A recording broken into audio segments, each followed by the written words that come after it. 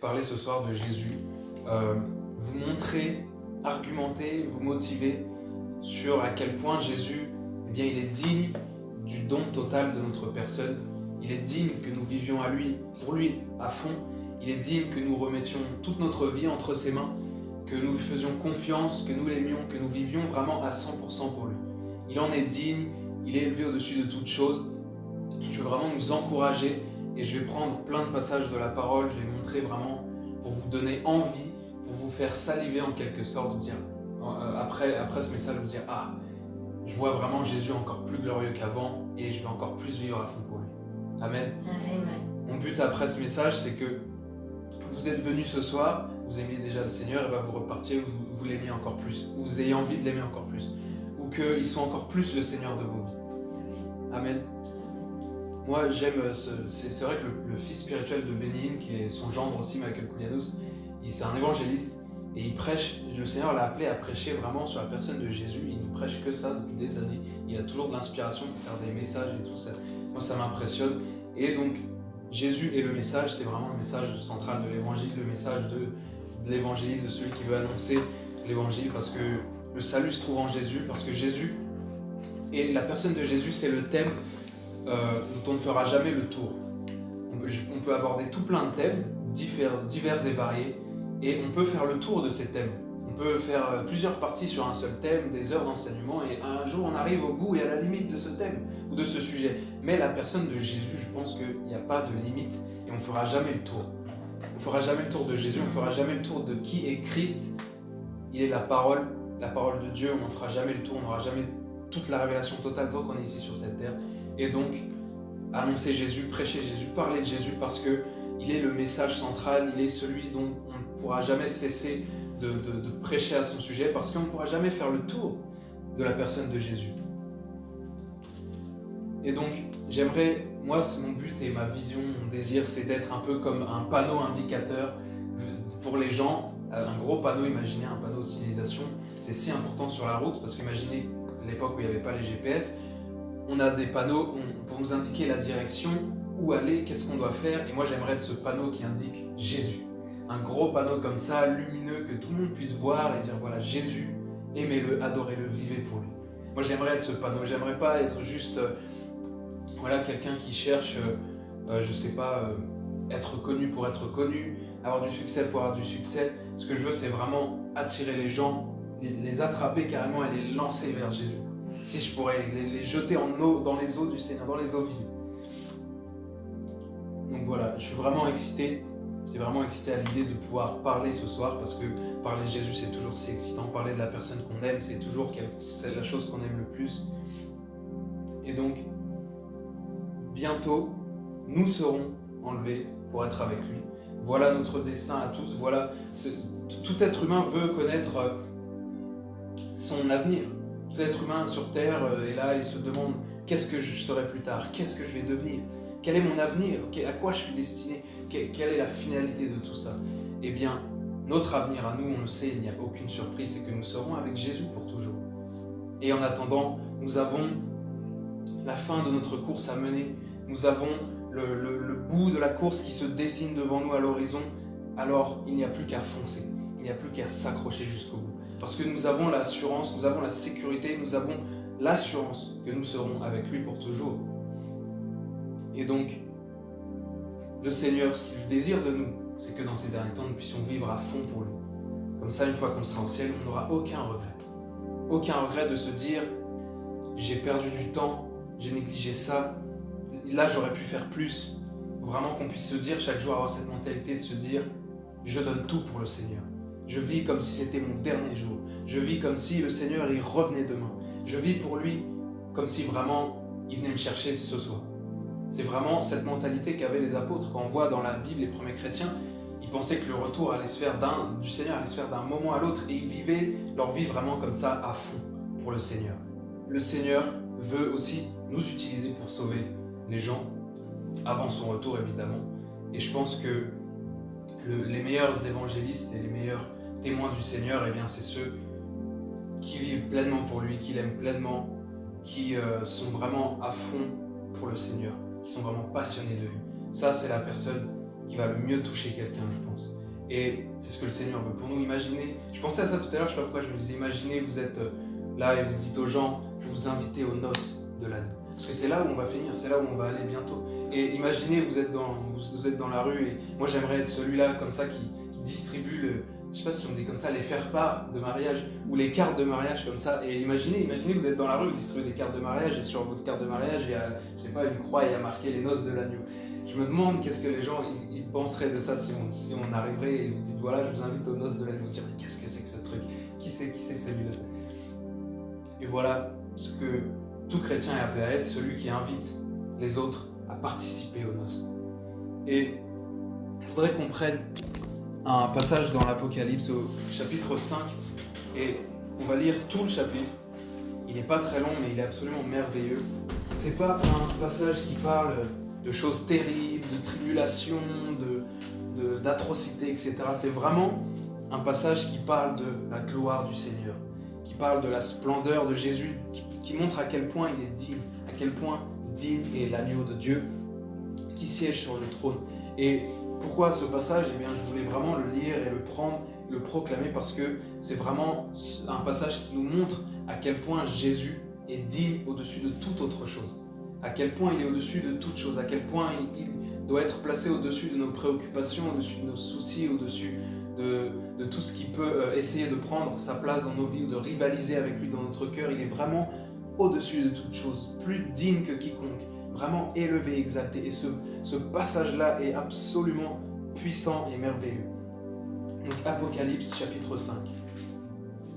Puis je vis dans la main droite de celui qui était assis sur le trône un livre écrit en dedans et en dehors, scellé de 7 sceaux. Donc c'est Jean, l'apôtre Jean, qui est dans une vision au ciel et qui voit cela. Et je vis un ange puissant qui criait d'une voix forte: qui est digne d'ouvrir le livre et d'en rompre les sceaux? Cet ange vraiment est là et il annonce pleinement, il n'est pas juste en train de demander autour de lui, il dit d'une voix forte, il annonce comme ça, il proclame, il demande à tout, presque comme il semblerait demander à tout l'univers entier, d'une voix forte, qui est digne? Qui est digne? Et le verset 3 nous dit: et personne dans le ciel. Donc au ciel, il y avait probablement, vous aviez les grands personnages de la parole, vous aviez Abraham, vous aviez Moïse, vous avez probablement l'apôtre Paul qui avait déjà été tué parce que Jean a écrit l'Apocalypse dans la fin de sa vie. Il y avait vraiment les plus grands hommes de Dieu, Enoch, peut-être Jean le Baptiste, etc. Et l'ange demande: mais qui est digne? Et au ciel, personne n'est trouvé digne d'ouvrir le livre. Personne dans le ciel, même pas les anges les plus glorieux, même pas les plus grands séraphins, les plus grands chérubins, tous les anges du ciel, toute la nuée de témoins, etc. Personne n'est trouvé digne dans le ciel, ni sur la terre. C'est-à-dire que sur la terre aussi, il y avait sûrement des grandes personnes, des rois, des gens puissants, etc. Personne même sur terre n'en était digne. Et ni sous la terre, donc encore moins sous la terre, personne n'était trouvé digne. Et donc ni sous la terre ne put ouvrir le livre, ni le regarder. Ce n'est pas juste ouvrir le livre, c'est même rien que le regarder, cela était impossible. Personne n'en était trouvé digne. Il fallait une dignité qui surpasse la dignité humaine, qui surpasse la dignité des anges, qui surpasse toute dignité connue et possible, la dignité du Seigneur. Et je pleurais, verset 4, beaucoup de ce que personne ne fut trouvé digne d'ouvrir le livre, ni de le lire, ni de le regarder. Jean voit que personne ne peut l'ouvrir et il pleure. Et l'un des vieillards me dit: ne pleure point. Voici, le lion de la tribu de Juda, le rejeton de David, a vaincu pour ouvrir le livre et ses 7 sceaux. Jésus a vaincu. Il a vaincu toute puissance, toute autorité, toute domination qui chercherait à s'élever contre le royaume de Dieu, contre le royaume du Seigneur et contre son peuple. Verset 6, et je vis au milieu du trône et des 4 êtres vivants, et au milieu des vieillards, un agneau qui était là, comme immolé. Il avait 7 cornes et 7 yeux, qui sont les 7 esprits de Dieu, envoyés par toute la terre. Il vint, il prit le livre de la main droite de celui qui était assis sur le trône. Quand il eut pris le livre, les 4 êtres vivants et les 24 vieillards se prosternèrent devant l'agneau, tenant chacun une harpe et des coupes d'or remplies de parfums qui sont les prières des saints. Et ils chantaient un cantique nouveau, en disant: tu es digne, de prendre le livre et d'en ouvrir les sceaux.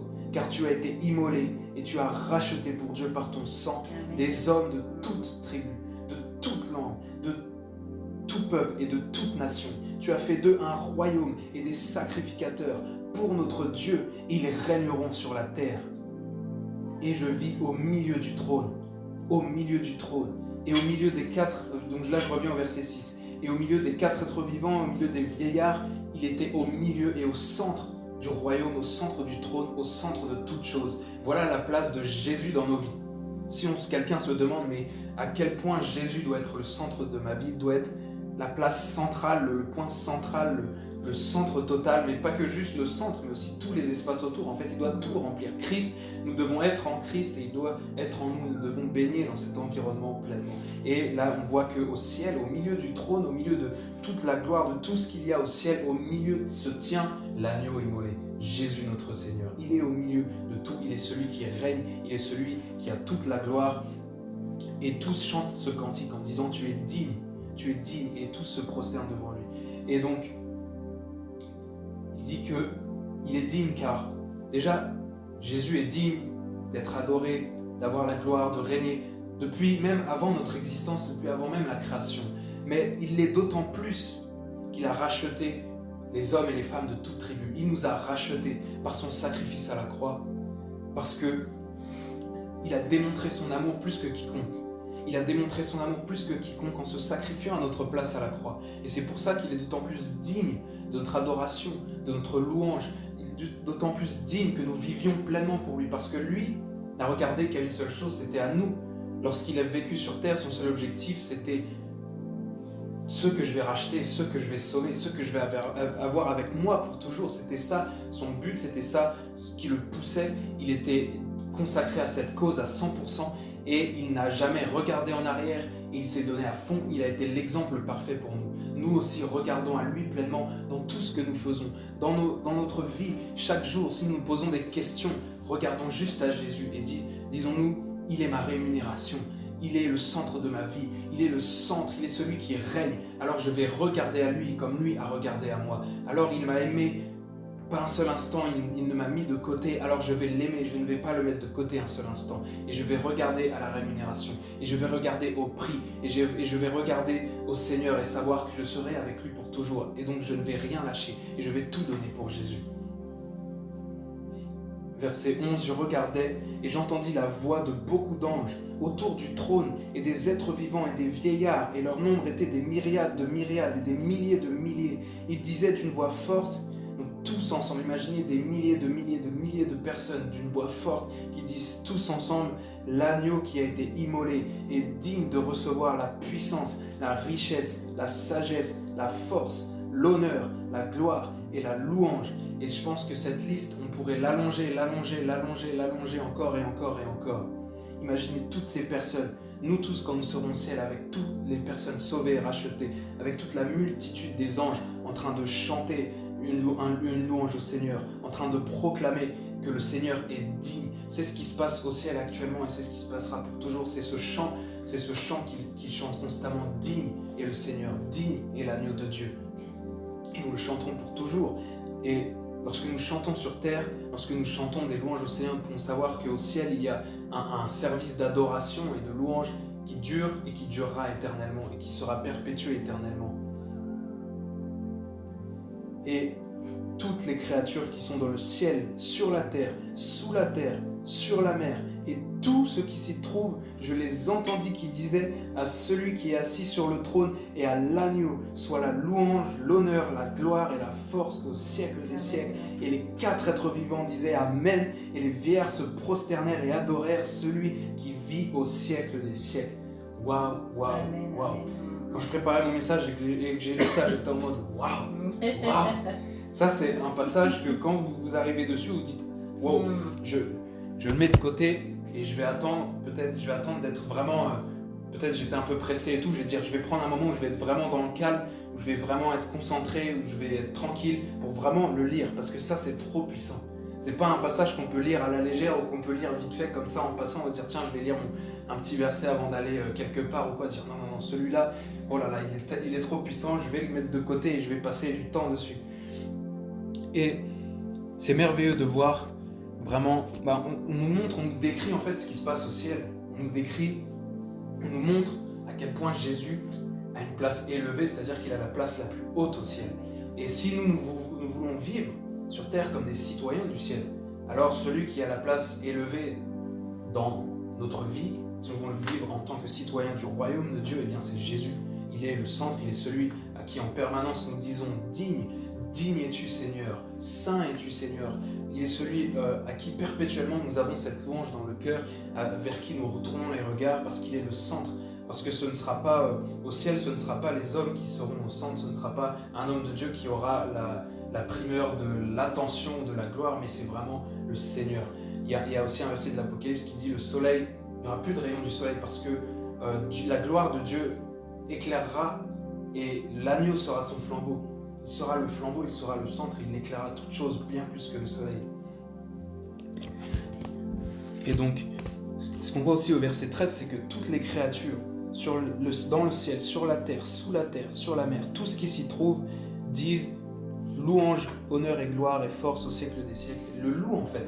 Et c'est fort parce que il y a tant de personnes dans ce monde, il y a tant de domaines dans le monde qui refusent d'accepter Jésus, qui refusent de lui donner ce qui lui est dû, c'est-à-dire l'adoration, l'amour, qui refusent de lui donner leur cœur.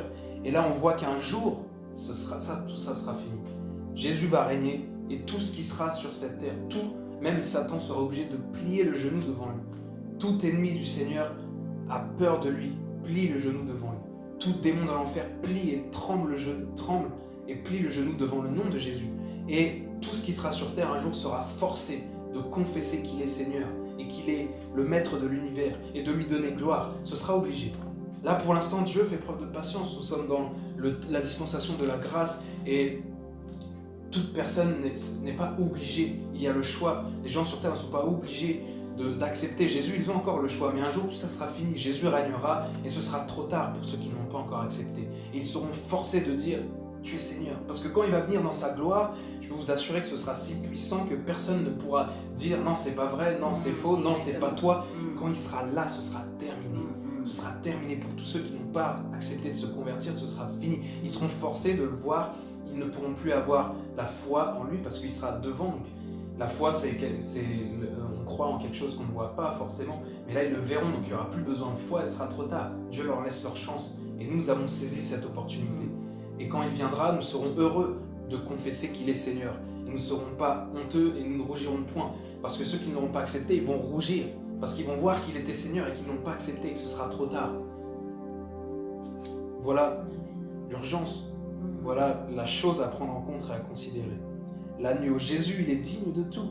Et notre amour, et c'est un homme de Dieu qui dit ça, c'est le fils spirituel de Benin, Michael Koulianos, et d'autres prédicateurs américains, ils parlent de la récompense des souffrances du Seigneur. Ils disent que notre amour et notre cœur, eh bien, c'est la juste récompense pour les souffrances du Seigneur. Pour ce qu'il a souffert sur nous sur cette terre, eh bien, la récompense de ce qu'il a souffert, c'est notre amour, c'est notre cœur, c'est notre adoration.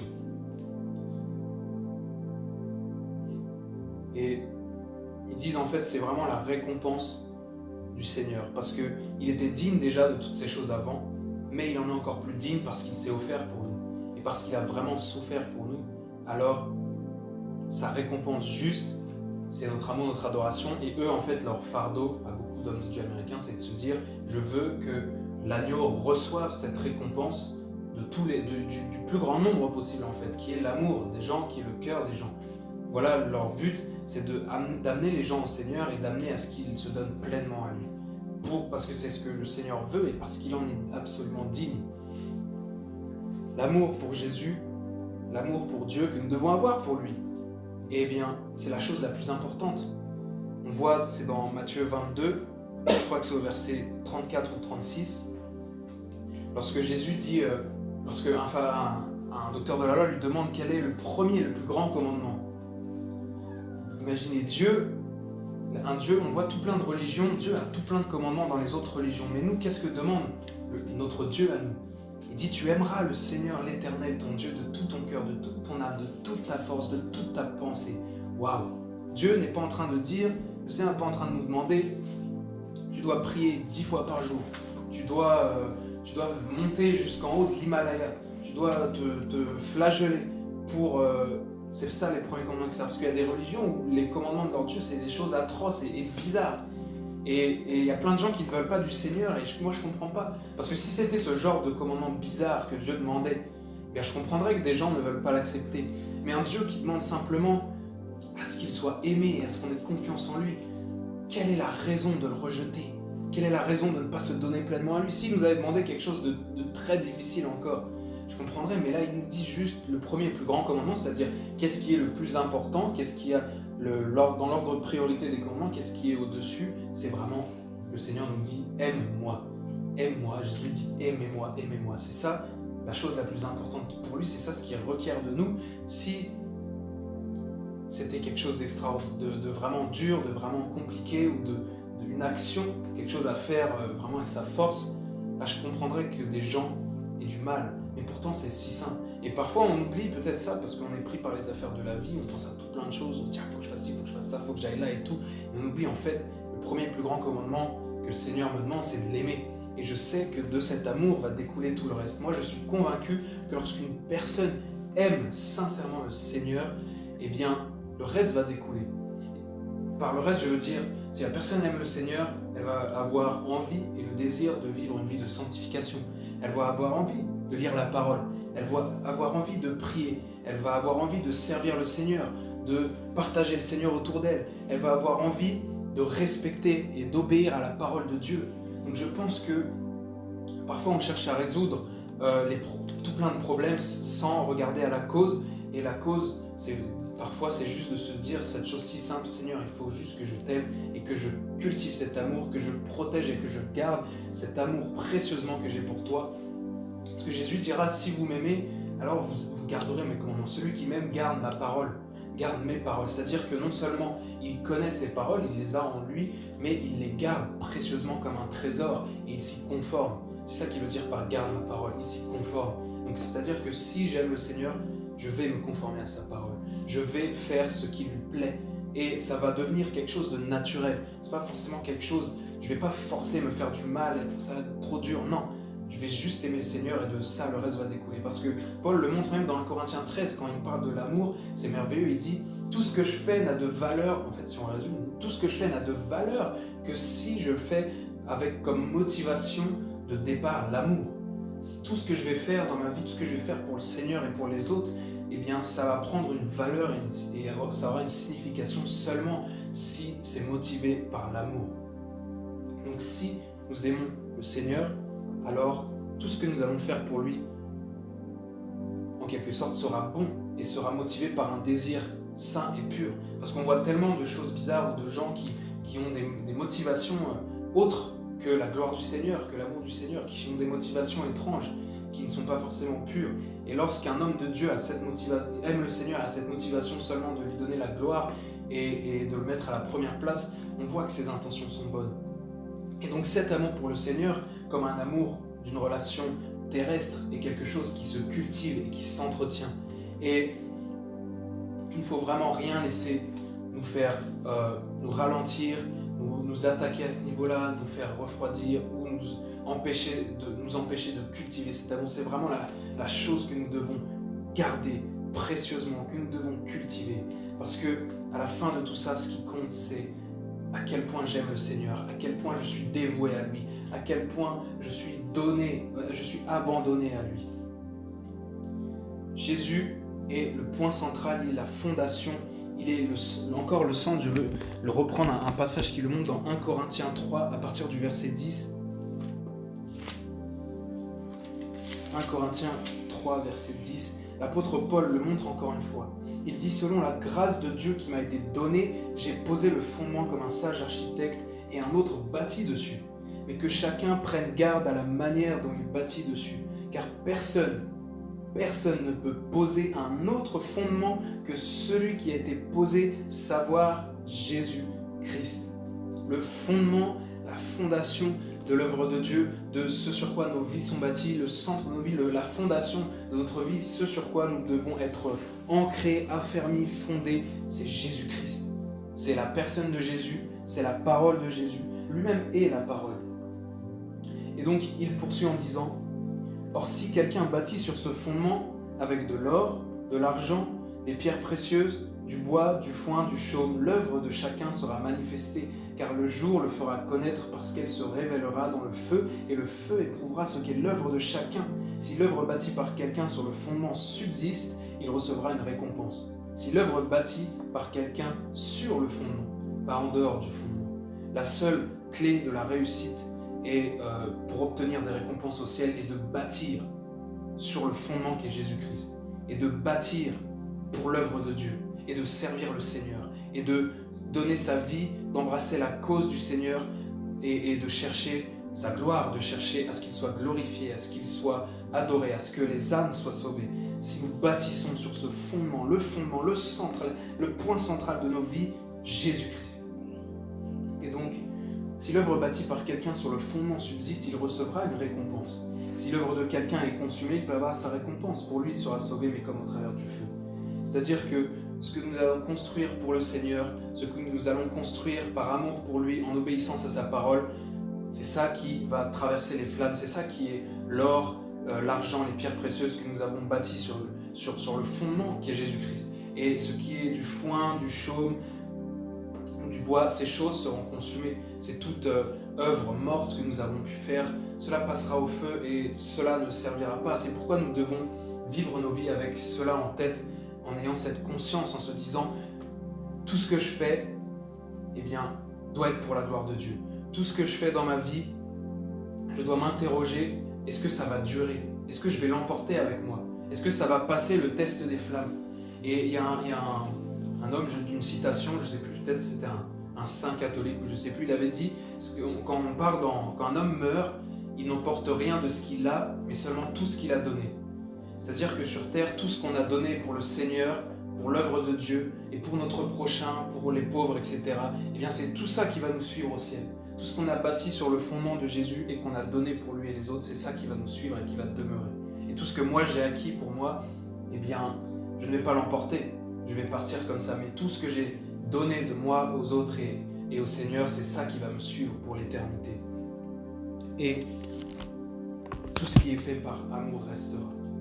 Et là, on voit encore une fois, donc Jésus est le fondement, il est, comme on dit, la pierre angulaire, il est le fondement de nos vies, le fondement sur lequel nous construisons nos vies, sur lequel nous bâtissons nos vies.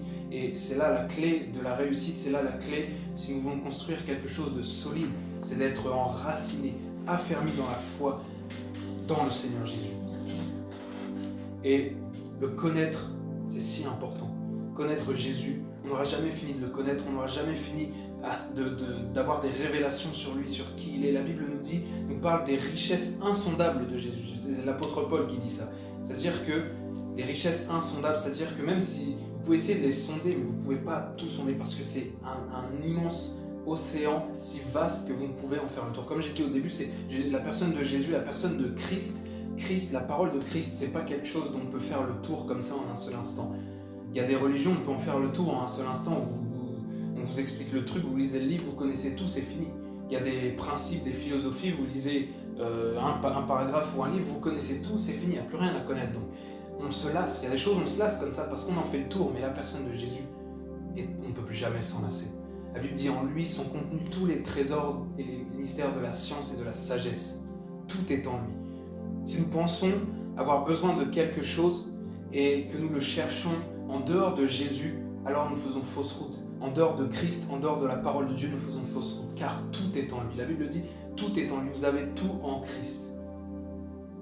Paul désirait connaître Jésus. La Bible, il y a un verset que j'aime beaucoup, et c'est même celui que j'affiche sur mes réseaux pour le verset un peu de mon ministère, c'est Jean 17,3. Or, la vie éternelle, c'est qu'ils te connaissent toi, le seul vrai Dieu, et Jésus-Christ que tu as envoyé. La vie éternelle, c'est de le connaître. La vie éternelle, c'est de le connaître. Paul désirait connaître Jésus plus que toute autre chose. Il a dit, tout ce que j'avais, tout ce que je possédais, tout ça, je les ai vus comme une perte. Toute la connaissance qu'il avait, il dit, j'ai vu cela comme une perte. Comme je vous ai dit, je travaille dans la restauration. Et quand on prépare des choses, ça a une valeur. On le vend au client, ça a une valeur. on y fait attention, on est précautionneux avec ce qu'on manipule. Mais une fois que ce n'est plus vendable, une fois que c'est tombé par terre, on le met en perte dans une poubelle qui s'appelle la poubelle des pertes. Et une fois que c'est dedans, je vous assure que ça n'a plus aucune valeur. Et il y a des choses dans notre vie comme ça que lorsque nous considérons quelle valeur a Jésus, quelle dignité il a, quelle splendeur il a, quelle place il doit avoir dans notre vie, il y a des choses où dans notre cœur, on va les mettre dans la case perte et on ne leur donnera plus de valeur. Comme l'apôtre Paul dit, j'ai regardé toutes choses comme de la boue comparée à l'excellence de la connaissance de Christ, mon Sauveur. Il a regardé toutes choses comme de la boue, c'est-à-dire qu'il n'a pas arrêté toutes choses, vendu peut-être sa maison ou quoi. C'est pas ce qui nous est demandé. Mais ce qu'il y a à comprendre, c'est que dans notre cœur, celui qui doit avoir la première place, la primauté, c'est Jésus. Et que tout ce qui peut essayer de prendre sa place doit finir dans la case perte et doit avoir vraiment, quand nous classons la valeur des choses dans notre cœur, ça doit être vraiment en dessous de lui. L'attachement à Jésus sans réserve, c'est ce à quoi il nous appelle, une dévotion, une consécration, un amour total. C'est ce à quoi je veux nous encourager ce soir. Donnons-nous pleinement au Seigneur, à sa cause, à 100%. Ayons une foi ferme, soyons enracinés et affermis. Battons-nous par amour pour lui. Je ne parle pas de se battre physiquement, bien sûr, mais battons-nous pour être vraiment affirmer nos valeurs chrétiennes, pour vraiment combattre aussi spirituellement. Battons-nous par amour pour lui. Parce que si nous l'aimons vraiment et que nous voulons tout donner pour lui, alors nous nous battrons pour sa cause, pour sa gloire. Et je vais terminer là-dessus. Les premiers chrétiens, on voit dans la parole, ils finissaient souvent en martyrs. Il y avait de très grandes persécutions de l'Église. Et à l'époque, ça m'a marqué, c'est qu'à l'époque, lorsque quelqu'un venait à Christ, dès sa conversion, il était prêt à mourir pour Jésus. Parce que devenir chrétien à l'époque, ça voulait dire pouvoir être privé de ses biens, de sa sécurité. L'Empire romain ne vous protégeait plus, ne vous assurait plus aucune sécurité parce que vous étiez devenu chrétien. Vous étiez l'opprobre de la société, vous étiez la honte de la société. Vous pouviez finir en prison, vous pouviez finir torturé, crucifié, décapité, jeté au lion. Ça veut dire qu'à l'époque, les chrétiens, vraiment, ils avaient un amour et une dévotion pour le Seigneur qui était totale, parce qu'ils étaient prêts à aller jusqu'à la mort pour lui. Et c'est un exemple que nous avons.